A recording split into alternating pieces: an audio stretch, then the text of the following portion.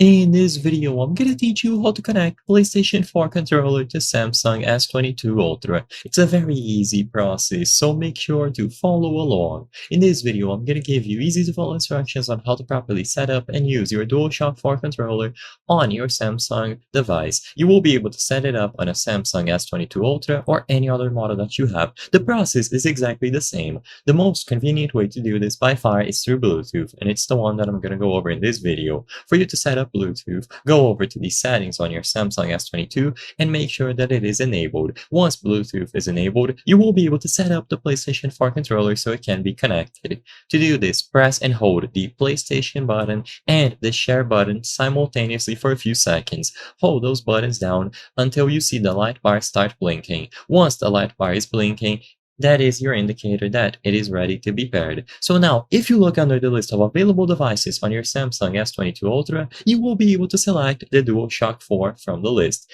Choose it from there, and the status or the light bar will remain stable, indicating that the connection was established. Once the connection was successfully established, you will be able to open any game, emulator, or whatever it is that you want to use the PlayStation 4 controller on. And as long as it supports those inputs, you will be able to use the controller flawlessly.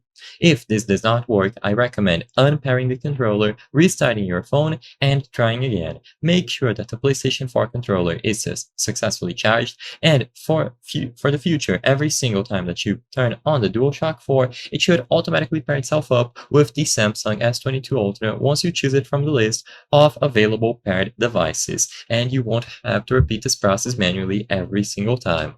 It is going to remain connected, and you are able to use it as long as it is sufficiently charged.